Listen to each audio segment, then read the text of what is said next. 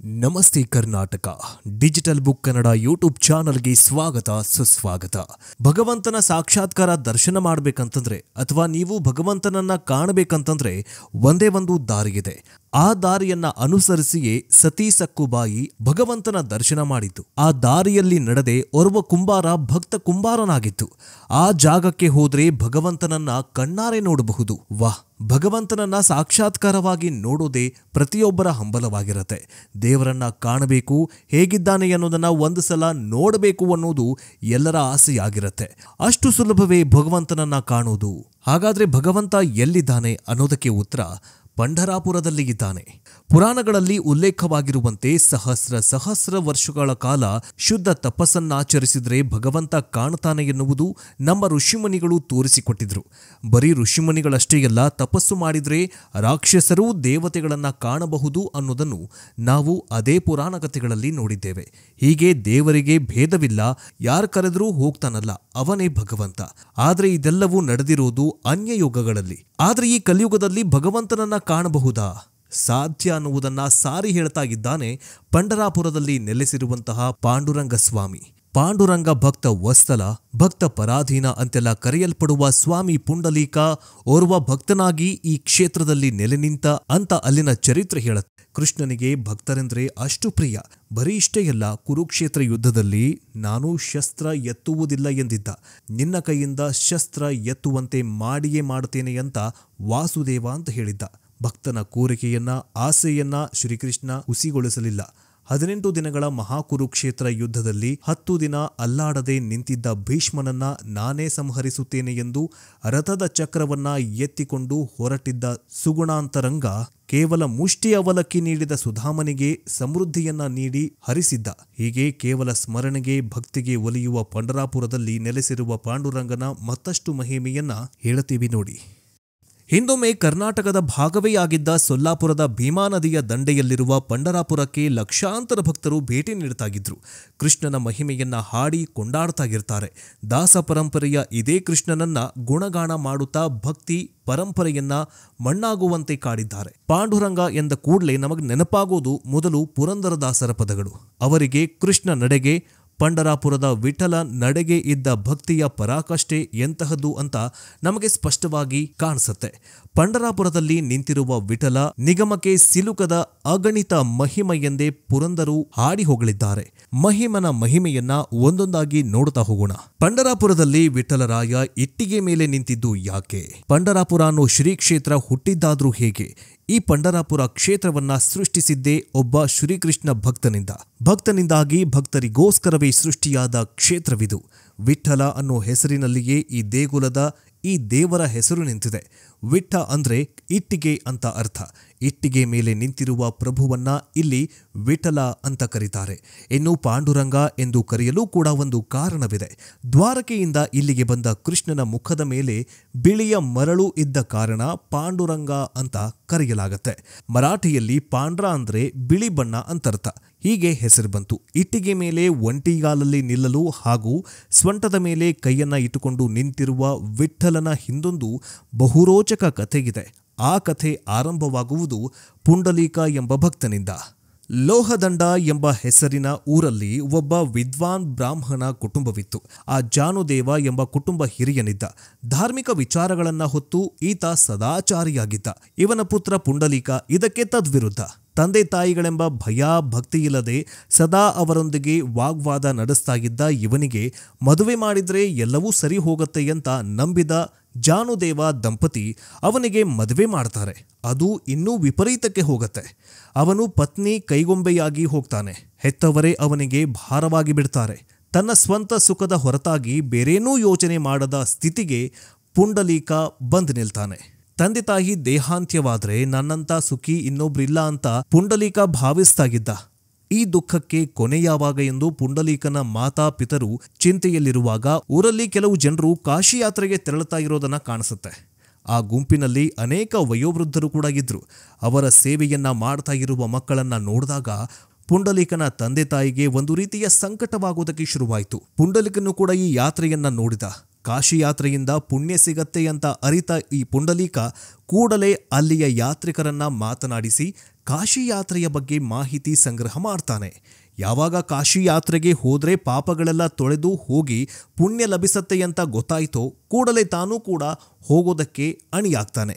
ನಿನ್ನೊಂದಿಗೆ ನಾವೂ ಬರ್ತೇವೆ ಅಂತ ವೃದ್ಧ ತಂದೆ ತಾಯಿ ಹಾಗೂ ಆತನ ಪತ್ನಿ ಕೂಡ ಕೇಳ್ಕೊಂಡ್ರು. ನಾಲ್ವರು ಕಾಶಿ ಯಾತ್ರೆಯತ್ತ ಮುಖ ಮಾಡಿದ್ರು.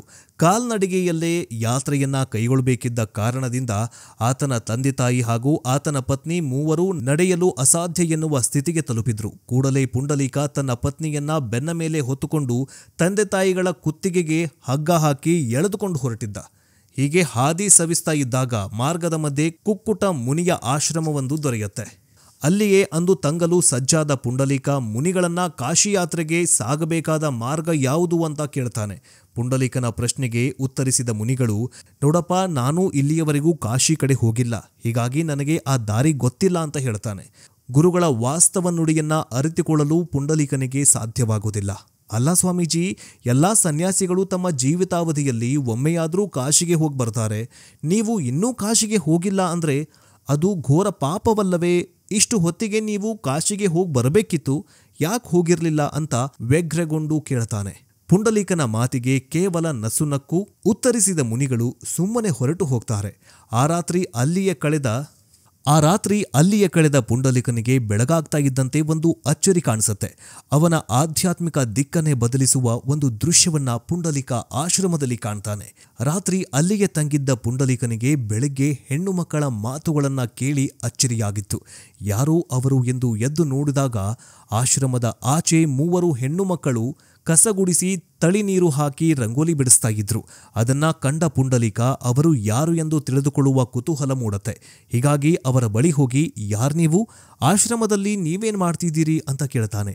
ಪುಂಡಲೀಕನ ಪ್ರಶ್ನೆಗೆ ಉತ್ತರಿಸಿದ ಆ ಮೂವರು ಮಾತೆಯರು, ನಾವು ಈ ಭೂಮಿಯ ದೇವ ನದಿಗಳಾದ ಗಂಗೆ, ಯಮುನೆ, ಸರಸ್ವತಿ, ನಿತ್ಯ ಋಷಿಮುನಿಗಳ ಆಶ್ರಮವನ್ನ ಸ್ವಚ್ಛಗೊಳಿಸಲು ನಾವು ಇಲ್ಲಿ ಬರ್ತೇವೆ ಅಂತ ಉತ್ತರಿಸ್ತಾರೆ. ಆ ಒಂದೇ ಒಂದು ಮಾತಿಗೆ ಪುಂಡಲೀಕ ದಿಗಿಲು ಬಿದ್ದು ಬಿಡ್ತಾನೆ. ಕುಕ್ಕುಟ ಮುನಿಗಳ ತಪೋಶಕ್ತಿ ಎಂತಹದು, ಅವರ ಮಹಾತ್ಮೆ ಏನು ಅಂತ ಅರಿತ ಪುಂಡಲೀಕ ಅವರಿಗೆ ಆ ರೀತಿ ಮಾತನಾಡಬಾರ್ದಿತ್ತು ಅಂತ ಪಶ್ಚಾತ್ತಾಪ ಪಡ್ತಾನೆ. ಅದೂ ಅಲ್ಲದೆ ತಾನು ಮಾಡಿದ ಪಾಪದ ಅರಿವು ಅವನಿಗೆ ಆಗತ್ತೆ. ತಂದೆ ತಾಯಿಗಳನ್ನ ಹಗ್ಗದಿಂದ ಎಳೆದುಕೊಂಡು ಬಂದ ನೆನಪಾಗಿ ಪಶ್ಚಾತ್ತಾಪ ಪಡ್ತಾನೆ. ಕೇವಲ ಆಡಂಬರದ ಭಕ್ತಿಯಿಂದ, ತೀರ್ಥಕ್ಷೇತ್ರಗಳ ಭೇಟಿಯಿಂದ ದೇವರು ಒಲಿಯುವುದಿಲ್ಲ. ಸೇವೆ, ಸನ್ಮಾರ್ಗ, ನಾಮಸ್ಮರಣೆಯಿಂದಲೇ ದೇವರನ್ನ ಸದಾ ಒಲಿಸಿಕೊಳ್ಳಬಹುದು ಎಂಬ ಸತ್ಯ ದರ್ಶನ ಪುಂಡಲೀಕನಿಗೆ ಆಗತ್ತೆ. ಕೂಡಲೇ ಕಾಶಿ ಯಾತ್ರೆಯನ್ನ ಅರ್ಧಕ್ಕೆ ನಿಲ್ಲಿಸಿದ ಪುಂಡಲೀಕ ಮನೆಗೆ ತಂದೆ ತಾಯಿಗಳೊಂದಿಗೆ ಧಾವಿಸ್ತಾನೆ. ತಂದೆ ತಾಯಿಗಳನ್ನ ಎತ್ತಿನ ಬಂಡಿಯ ಮೇಲೆ ಕೂರಿಸಿ ತಾವು ಪತಿ ಪತ್ನಿ ನಡೆಯುತ್ತಾ ಮನೆಗೆ ಬರ್ತಾರೆ. ಅಂದಿನಿಂದ ಪುಂಡಲೀಕ ಕಾಯ, ವಾಚ, ಮನಸ ತಂದೆ ತಾಯಿಗಳ ಸೇವೆಯಲ್ಲಿ ಮುಳುಗಿ ಹೋಗ್ತಾನೆ. ಸದಾ ಕೃಷ್ಣ ಧ್ಯಾನ ಪುಂಡಲೀಕನ ಜೀವನದ ಒಂದು ಭಾಗವಾಗಿ ಹೋಗುತ್ತೆ. ಹೀಗೆ ಕೃಷ್ಣನ ಧ್ಯಾನದೊಂದಿಗೆ ತಂದೆ ತಾಯಿ ಸೇವೆ ಮಾಡ್ತಾ ಇದ್ದ ವೇಳೆಗೆ ಭಕ್ತನನ್ನ ಒಮ್ಮೆ ಪರೀಕ್ಷೆಗೆ ಒಡ್ಡಿ ನೋಡೋಣ ಅಂತ ಶ್ರೀಕೃಷ್ಣ ಗೋಪಾಲಕ ವೇಷದಲ್ಲಿ ಆತನ ಮನೆಗೆ ಬರ್ತಾನೆ. ಬಂದು ಪುಂಡಲೀಕ, ಹೇ ಪುಂಡಲೀಕ ಎಂದು ಕರೀತಾನೆ. ಆದರೆ ಪುಂಡಲೀಕ ಓಗೊಡುವುದಿಲ್ಲ. ಮತ್ತೆ ಮತ್ತೆ ಕೂಗಿ ಕರೆದಾಗ ಓಗೊಟ್ಟ ಪುಂಡಲೀಕ, ಯಾರ್ ನೀನು? ಏನಾಗಬೇಕಿತ್ತು ನನ್ನಿಂದ ಅಂತ ಕೇಳ್ತಾನೆ. ಸದ್ಯ ನಾನು ತಂದೆ ತಾಯಿಯ ಸೇವೆಯಲ್ಲಿ ತೊಡಗಿಕೊಂಡಿರುವೆ, ಈಗ ನಿನ್ನನ್ನು ಭೇಟಿ ಮಾಡೋದಕ್ಕೆ ಸಾಧ್ಯವಿಲ್ಲ. ನೀನು ಮುಂದೆ ಹೋಗು, ಇಲ್ಲವೇ ನನಗಾಗಿ ಸ್ವಲ್ಪ ತಡಿ ಅಂತ ಹೇಳ್ತಾನೆ ಪುಂಡಲೀಕ. ಸರಿ, ನಾನು ಕಾಯ್ತೇನೆ, ನೀನು ಕಾಯುವವರೆಗೂ ನಾನು ಇಲ್ಲಿಯೇ ಇರ್ತೇನೆ ಅಂತ ಭಗವಂತ ಹೇಳ್ತಾನೆ. ಆದರೆ ನೀನು ಕರೆಯೋದು ಎಷ್ಟು ಸಮಯವಾಗತ್ತೋ ಏನೋ, ನೀನು ಬರುವವರೆಗೂ ನಾನು ಈ ಬಿಸಿಲಲ್ಲಿ ಹೇಗೆ ನಿಲ್ಲಬೇಕು ಅಂತ ಮರು ಪ್ರಶ್ನೆ ಮಾಡ್ತಾನೆ ಶ್ರೀಕೃಷ್ಣ. ಭಗವಂತನ ಮಾತಿಗೆ ಪಕ್ಕದಲ್ಲಿಯೇ ಇದ್ದ ಒಂದು ಇಟ್ಟಿಗೆಯನ್ನ ತೆಗೆದುಕೊಂಡು ಕೃಷ್ಣನ ಎಡೆಗೆ ಎಸೆದ ಪುಂಡಲೀಕ, ನಾನು ಬರುವವರೆಗೂ ಈ ಇಟ್ಟಿಗೆಯ ಮೇಲೆಯೇ ನಿಲ್ಲುವಂತ ಹೇಳ್ತಾನೆ. ಅವನ ಮಾತಿನಂತೆಯೇ ಮಹಾಪುರುಷ ಇಟ್ಟಿಗೆಯ ಮೇಲೆಯೇ ಅವನು ಬರೋವರೆಗೂ ನಿಂತಿರ್ತಾನೆ. ಪುಂಡಲೀಕನ ತಂದೆ ತಾಯಿಗಳು ನಿದ್ದೆಗೆ ಜಾರಿರುತ್ತಾರೆ. ಪುಂಡಲೀಕನ ಸೇವಾ ಕಾರ್ಯ ಮುಗಿಸಿ ಆಚೆ ಬಂದು ನಿಂತವರು ಯಾರು ಅಂತ ನೋಡಿದ್ರೆ ಸಾಕ್ಷಾತ್ ಶ್ರೀಕೃಷ್ಣನೇ ಬಂದು ನಿಂತಿರ್ತಾನೆ. ಮಹಿಮನನ್ನ ಕಂಡ ಪುಂಡಲೀಕ ಪರಿಪರಿಯಾಗಿ ಪಶ್ಚಾತ್ತಾಪದಿಂದ ಕೈಮುಗಿದು, ದೇವಾ ಕ್ಷಮಿಸಿ ಬಿಡು ನನ್ನನ್ನ ಅಂತಾನೆ. ಮಾತಾ ಪಿತ್ರರ ಸೇವೆಯಲ್ಲಿ ಮೈಮರೆತಿದ್ದೆ, ದಯವಿಟ್ಟು ಕ್ಷಮಿಸು ಅಂತ ಬೇಡಿಕೊಳ್ತಾನೆ. ಪುಂಡಲೀಕನನ್ನ ಸಮಾಧಾನಪಡಿಸುತ್ತಾನೆ ವಾಸುದೇವ. ನಿನ್ನ ಪರಮ ಸಮರ್ಪಣೆ ಭಾವದಿಂದ ನಾನು ತುಂಬಾ ಸಂತಸಗೊಂಡಿದ್ದೇನೆ. ನಿನಗೆ ಏನು ಬೇಕು ವರ ಅಂತ ಕೇಳ್ತಾನೆ. ಭಗವಂತನ ಮಾತಿಗೆ ಸಂತಸದ ಕಣ್ಣೀರು ಸುರಿಸಿದ ಪುಂಡಲೀಕ, ಮಹಾಮಹಿಮ, ನನಗಾಗಿ ನೀನು ಏನೂ ಕೊಡಬೇಡ, ನಾನು ಏನೂ ಬೇಡುವುದಿಲ್ಲ ಕೂಡ. ನನಗೆ ಕೇವಲ ನೀನು ಬೇಕು. ನೀವು ಈಗ ಹೇಗೆ ನಿಂತಿದ್ದೀರೋ ಅದೇ ರೂಪದಲ್ಲಿ ಸದಾ ಇಲ್ಲಿಯೇ ನೆಲೆಸಬೇಕು, ಅದೇ ನನ್ನ ಆಸೆಯಂತ ಕೇಳಿಕೊಳ್ತಾನೆ ಪುಂಡಲೀಕ. ಪುಂಡಲೀಕನ ಕೋರಿಕೆಗೆ ಭಗವಂತ ಹೇಳಿದ್ದು ಒಂದೇ ಒಂದು ಮಾತು, ತಥಾಸ್ತು. ಅಂದಿನಿಂದ ಇಂದಿನವರೆಗೂ ಪರಮ ಪುರುಷೋತ್ತಮ ಟೊಂಕದ ಮೇಲೆ ಕೈಯಿಟ್ಟು ಇಟ್ಟಿಗೆಯ ಮೇಲೆ ನಿಂತಿದ್ದಾನೆ ಪಂಡರಾಪುರ ವಿಠಲ. ವಾರ್ಕರಿ ಸಂಪ್ರದಾಯದಂತೆ ಮಹಾರಾಷ್ಟ್ರದಲ್ಲಿರುವ ಪಂಡರಾಪುರಕ್ಕೆ ಕರ್ನಾಟಕದಿಂದಲೂ ಸಾವಿರಾರು ವಾರ್ಕರಿಗಳು ದಿಂಡಿ ಮೂಲಕ ಪಾದಯಾತ್ರೆ ಕೈಗೊಳ್ಳುತ್ತಾರೆ. ಉತ್ತರ ಕರ್ನಾಟಕದಾದ್ಯಂತ ವಿಠ್ಠಲನ ಭಕ್ತರು ಹೆಚ್ಚಿನ ಸಂಖ್ಯೆಯಲ್ಲಿದ್ದು ಆಷಾಢಿ ಏಕಾದಶಿಯ ಸಮಯದಲ್ಲಿ ವಿಠೋಬಾ ನಾಮಜಪ ಮಾಡ್ತಿರ್ತಾರೆ. ಮಹಾರಾಷ್ಟ್ರದ ಪ್ರಮುಖ ತೀರ್ಥ ಕ್ಷೇತ್ರವಾದ ಪಂಡರಾಪುರದಲ್ಲಿ ಆಷಾಢ ಏಕಾದಶಿ ಸಂಭ್ರಮ ಮನೆ ಮಾಡಿದೆ. ಈ ಸಂಭ್ರಮ ಮಹಾರಾಷ್ಟ್ರಕ್ಕೆ ಮಾತ್ರ ಸೀಮಿತವಾಗಿಲ್ಲ. ಪಂಡರಾಪುರದಲ್ಲಿ ವಿಠ್ಠಲನಾಗಿ ನೆಲೆಯೂರಿರುವ ವಿಷ್ಣುವಿನ ನಾಮಸ್ಮರಣೆ ಕರ್ನಾಟಕದಲ್ಲಿಯೂ ಕೂಡ ಜೋರಾಗಿರುತ್ತೆ. ಅದರಲ್ಲೂ ಉತ್ತರ ಕರ್ನಾಟಕ ಹಾಗೂ ಪಂಡರಾಪುರಕ್ಕೆ ಭಾರೀ ನಂಟಿದೆ. ಆಷಾಢ ಏಕಾದಶಿ ಬಂದ್ರೆ ಸಾಕು, ಪಂಡರಾಪುರಕ್ಕೆ ಕರ್ನಾಟಕ ಸೇರಿದಂತೆ ದಕ್ಷಿಣ ಭಾರತದ ವಿವಿಧ ಭಾಗಗಳಿಂದ ವಾರ್ಕರಿ ಸೇವೆ ನಡೆಯುತ್ತೆ. ವಿಠ್ಠಲನ ಪಾದ ಸ್ಪರ್ಶಿಸಿ ದಿವ್ಯ ದರ್ಶನ ಪಡೆಯೋದಕ್ಕೆ ನಾಡಿನೆಲ್ಲೆಡೆಯಿಂದ ವಾರ್ಕರಿಗಳು ಪಂಡರಾಪುರಕ್ಕೆ ಸೇರ್ತಾರೆ. ಪುಂಡಲೀಕ ವರದೆ ಹಾರಿ ವಿಠ್ಠಲ ಎಂಬ ಉದ್ವೇಷಗಳು ಪಂಡರಾಪುರ ಮಾತ್ರವಲ್ಲದೆ ವಿಠ್ಠಲನ ಭಜನೆ ಕರುನಾಡಿನಲ್ಲೂ ಕೂಡ ಮಾರ್ದನಿಸ್ತಾ ಇರುತ್ತೆ.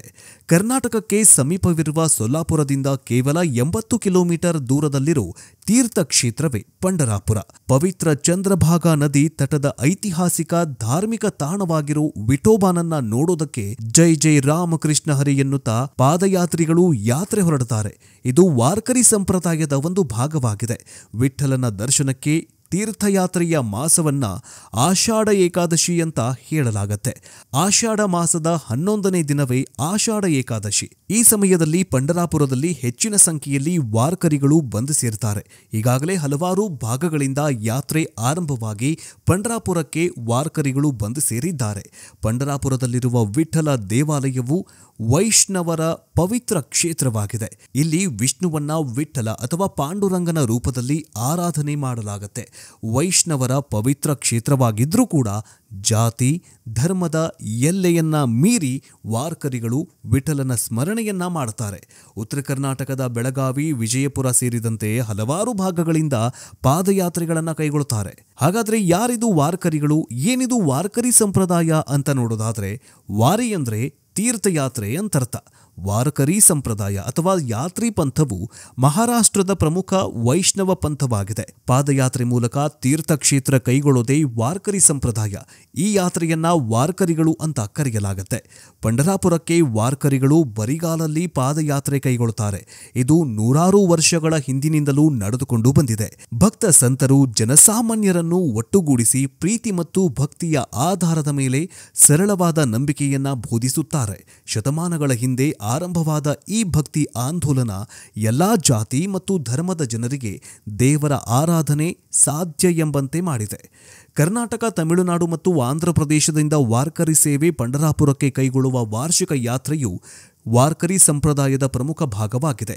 ವಾರಿ ಅಥವಾ ತೀರ್ಥಯಾತ್ರೆಯು ಬಹುತೇಕ ಆಷಾಢ ಮಾಸದಲ್ಲಿ ಆರಂಭವಾಗುತ್ತೆ. ಪಂಡರಾಪುರಕ್ಕೆ ದೂರವನ್ನ ಅವಲಂಬಿಸಿ ವಿಭಿನ್ನ ಸಮಯಗಳಲ್ಲಿ ಆರಂಭ ಮಾಡ್ತಾರೆ. ವಿಶೇಷವಾಗಿ ಮಹಾರಾಷ್ಟ್ರವನ್ನ ಹೊರತುಪಡಿಸಿದ್ರೆ ಕೆಲವು ವಾರ್ಕರಿಗಳು ಕರ್ನಾಟಕ, ತಮಿಳುನಾಡು ಮತ್ತು ಆಂಧ್ರಪ್ರದೇಶದ ವಿವಿಧ ಭಾಗಗಳಿಂದ ನಡೆದುಕೊಂಡು ಬರ್ತಾರೆ. ಮಹಾರಾಷ್ಟ್ರದಲ್ಲಿ ಜ್ಞಾನೇಶ್ವರ, ನಾಮದೇವ್ ಮತ್ತು ತುಕಾರಾಮ್ ಅವರಂತಹ ಮಹಾನ್ ಭಕ್ತಿ ಸಂತರು ವಾರ್ಕರಿ ಸಂಪ್ರದಾಯದ ಸಂಸ್ಥಾಪಕರು ಅಂತ ಹೇಳಲಾಗತ್ತೆ. ಇವರಲ್ಲಿ ಒಬ್ಬೊಬ್ಬರು ಒಂದೊಂದು ಜಾತಿಗಳಿಗೆ ಸೇರಿದವರು, ಆದರೆ ತಳಮಟ್ಟದಲ್ಲಿ ಭಕ್ತಿ ಚಳುವಳಿಯನ್ನ ಪ್ರತಿನಿಧಿಸಿದ್ರು. ಪಾದಯಾತ್ರೆ ಕೈಗೊಳ್ಳುವ ಜನರೇ ವಾರ್ಕರಿಗಳು. ಇಂಥ ವಾರ್ಕರಿಗಳ ಸಮುದಾಯವನ್ನ ದಿಂಡಿ ಅಂತ ಸಾಂಪ್ರದಾಯಿಕವಾಗಿ ಹೇಳಲಾಗ್ತಾ ಇದೆ. ಲಕ್ಷಾಂತರ ದಿಂಡಿಗಳು ಚಂದ್ರಭಾಗ ನದಿಯಲ್ಲಿ ಪವಿತ್ರ ಸ್ನಾನವನ್ನ ಮಾಡಿ ದೇಗುಲಕ್ಕೆ ತೆರಳಿ ಪೂಜೆ ಸಲ್ಲಿಸ್ತಾರೆ. ವಿಠೋಬಾ ದರ್ಶನ ಪಡೆಯುವ ವಾರ್ಕರಿಗಳಿಗೆ ಪಾದಯಾತ್ರೆ ಯಶಸ್ವಿಯಾದ ಸಂತಸ ಒಂದು ಕಡೆಯಾಗಿರುತ್ತೆ. ವಿಠಲನ ಪಾದ ಸ್ಪರ್ಶಿಸಿ ದರ್ಶನ ಪಡೆದು ಮನೆಗೆ ತೆರಳೋದು ವರ್ಷಪೂರ್ತಿ ಸಂತೋಷವಾಗಿರ್ತೇವೆ ಅನ್ನೋ ನಂಬಿಕೆ ಈ ವಾರ್ಕರಿಗಳದ್ದಾಗಿದೆ. ಇನ್ನು ವಾರ್ಕರಿ ನಡೆದು ಬಂದ ದಾರಿ ಹೇಗಿತ್ತು ಅನ್ನೋದನ್ನ ನೋಡೋದಾದ್ರೆ 13ನೇ ಶತಮಾನದಿಂದ ಪಂಢರಾಪುರ ಪಾದಯಾತ್ರೆ ನಡೆದುಕೊಂಡು ಬಂದಿದೆ.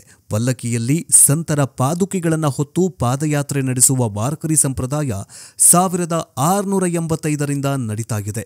ಇದಕ್ಕೆ ಚಾಲನೆ ನೀಡಿದವರು ತುಕಾರಾಮ್ ಮಹಾರಾಜರ ಮಗ ನಾರಾಯಣ ಮಹಾರಾಜರು. 1820ರಲ್ಲಿ ಹೈಬತ್ ಬಾಬಾ ಎಂಬುವರು ಈ ಸಂಪ್ರದಾಯವನ್ನ ಮತ್ತಷ್ಟು ಭವ್ಯಗೊಳಿಸಿದ್ರು. ಸದ್ಯ ಆಷಾಢದಲ್ಲಿ ನಾನಾ ಭಾಗಗಳಿಂದ 40ಕ್ಕೂ ಹೆಚ್ಚು ಪಲ್ಲಕ್ಕಿಗಳನ್ನು ಹೊತ್ತು ಭಕ್ತರು ಪಂಢರಾಪುರಕ್ಕೆ ತೆರಳುತ್ತಾರೆ. ಇದಕ್ಕೆ ಅಳಂದದ ಜ್ಞಾನೇಶ್ವರ ಮಹಾರಾಜರ ಪಲ್ಲಕ್ಕಿ, ದೇಹುವಿನ ತುಕಾರಾಮ, ಪೈಠಣದ ಏಕನಾಥ, ತ್ರಯಂಬಕೇಶ್ವರದ ನಿವೃತ್ತನಾಥ, ಮುಕ್ತಿನಗರದ ಮುಕ್ತಾಬಾಯಿ, ಶೇಂಗಾವದ ಗಜಾನನ ಮಹಾರಾಜರು, ಸಾಸವಾಡದ ಸೋಪಾನ ಮಹಾರಾಜರ ಪಲ್ಲಕ್ಕಿಗಳು ಪ್ರಧಾನವಾಗಿದೆ. ಪಲ್ಲಕ್ಕಿಗಳೊಂದಿಗೆ ಪಾದಯಾತ್ರೆಯಲ್ಲಿ ಪಾಲ್ಗೊಳ್ಳುವ ಭಕ್ತರು ತುಳಸಿ ಮಾಲೆ ಧರಿಸಿ ತ್ಯಾಗ, ದಯೆ, ಸೌಹಾರ್ದ, ಅಹಿಂಸೆ, ಪ್ರೀತಿ, ಮಾನವೀಯತೆ, ಕ್ಷಮಾಗುಣಗಳೊಂದಿಗೆ ಸರಳ ಜೀವನ ನಡೆಸುತ್ತೇವೆ. ಕೇವಲ ಶಾಕಾಹಾರಿ ಸೇವಿಸಿ ಏಕಾದಶಿ ಉಪವಾಸ ಕೈಗೊಳ್ಳುತ್ತೇವೆ. ಹರಿಪಟ ಗ್ರಂಥ ಓದುವ ಜೊತೆಗೆ ಭಜನೆ, ಕೀರ್ತನೆಗಳಲ್ಲಿ ಕಾಲ ಕಳೆದು ಅಂತರಂಗದಲ್ಲಿ ಭಗವಂತನನ್ನ ಕಾಣುತ್ತೇವೆ ಅಂತ ನಿರ್ಧರಿಸಿ ಸಾತ್ವಿಕ ಮಾರ್ಗದಲ್ಲಿ ನಡೆದು ಬದುಕಿಗೊಂದು ಹೊಸ ಅರ್ಥವನ್ನ ನೀಡುತ್ತಾರೆ ಈ ಮಾಳಕರಿಗಳು. ಈ ಪಾದಯಾತ್ರಿಗಳು ಪಂಢರಾಪುರದಿಂದ 14 ಕಿಲೋಮೀಟರ್ ದೂರದ ಬಂಡೀಸೆಗಾಂವ್ ಗ್ರಾಮದಲ್ಲಿ ರಿಂಗಣ ಎಂಬ ವಿಶೇಷ ಆಚರಣೆ ನಡೆಯುತ್ತೆ. ಕುದುರೆ ಮೇಲೆ ಸಂತರ ಪಾದುಕೆಗಳನ್ನು ಇಟ್ಟು ವೃತ್ತಾಕಾರದಲ್ಲಿ ಓಡಿಸಲಾಗತ್ತೆ. ಆಗ ಕುದುರೆ ಕಾಲಿನಿಂದ ಹೊರಬರುವ ಧೂಳು ಸಂತರ ಪಾದದ ಧೂಳು ಅಂತ ಭಕ್ತರು ಮೈಮರೆಯುತ್ತಾರೆ. ಇನ್ನು ಬೋಂಡ್ಲೆ ಗ್ರಾಮದಿಂದ ಯಾತ್ರಿಕರ ಭಜನೆ ಮುಗಿಲು ಮುಟ್ಟಿರತ್ತೆ. ಧಾವ ಧಾವ ಆತ ಪಂಡರಿ ವಿಸಾವ ಎಂದು ವೇಗವಾಗಿ ತಮ್ಮ ಯಾತ್ರೆಯನ್ನ ವೇಗ ಮಾಡ್ತಾರೆ. ಪಂಢರಾಪುರದಲ್ಲಿ ದರ್ಶನ ನೀಡಲು ವಿಠ್ಠಲ ನಿಂತಿದ್ದಾನೆ, ಬೇಗ ಬೇಗ ಮುಂದೆ ಸಾಗಿ ಎನ್ನುತ್ತಾ ಭಕ್ತರು ದೇವರ ದರ್ಶನಕ್ಕಾಗಿ ಹಂಬಲಿಸ್ತಾರೆ. ಹೀಗೆ ಶುದ್ಧ ಆಷಾಢ ಏಕಾದಶಿ ಎಂದು ವಿಠ್ಠಲನ ಭಜನೆ ಮಾಡುತ್ತಾ ವಿಠೋಬಾನ ನಾಮಸ್ಮರಣೆ ಮಾಡುತ್ತಾ ಪಂಢರಾಪುರಕ್ಕೆ ಹೋಗಿ ಮಾಳ್ಕರಿಗಳು, ವಾರ್ಕರಿಗಳು ದೇವರ ದರ್ಶನವನ್ನ ಪಡೆದು ಪುಳುಕಿತರಾಗ್ತಾರೆ. ದಿನದ 24 ಗಂಟೆಯೂ ಈ ಒಂದು ಪಂಢರಾಪುರದಲ್ಲಿ ತಾಳಮೃದಂಗ ಅಂದ್ರೆ ಭಜನೆ, ಕೀರ್ತನೆ ನಡೀತಾನೆ ಇರುತ್ತೆ. ಅದು ಶತಶತಮಾನಗಳಿಂದಲೂ ಕೂಡ ನಡೆದುಕೊಂಡು ಬಂದಿದೆ. ಈ ಕ್ಷಣದವರೆಗೂ ಕೂಡ ನಡೆದುಕೊಂಡು ಬಂದಿದೆ. ನೀವು ಪಂಢರಾಪುರಕ್ಕೆ ಹೋದ್ರೆ ನೀವು ಯಾವುದೇ ಕ್ಷಣದಲ್ಲಾದರೂ ಹೋಗಿ ಅಲ್ಲಿ ಭಜನೆ, ಕೀರ್ತನೆ ನಡೀತಾನೆ ಇರುತ್ತೆ. ಇದು ಕಲಿಯುಗದಲ್ಲಿ ಮಹಾಪವಾಡವೇ ಸರಿ. ಹೇಗನಿಸ್ತು ವಿಡಿಯೋ ಮತ್ತು ಆಷಾಢ ಏಕಾದಶಿ ಎಂದು ನೀವೇನಾದರೂ ಈ ವಿಡಿಯೋವನ್ನ ನೋಡ್ತಾ ಇದ್ರೆ ಜೈ ಪಾಂಡುರಂಗ ಅಂತ ಕಮೆಂಟ್ ಮಾಡಿ. ಮುಂದಿನ ವಿಡಿಯೋದಲ್ಲಿ ಸಿಗೋಣ. ಪುಂಡಲೀಕವರದೆ ಹರೇ ವಿಠ್ಠಲ, ಶ್ರೀ ಜ್ಞಾನದೇವ ತುಕಾರಾಮ್. ಎಲ್ಲರಿಗೂ ಶರಣು ಶರಣಾರ್ಥಿ.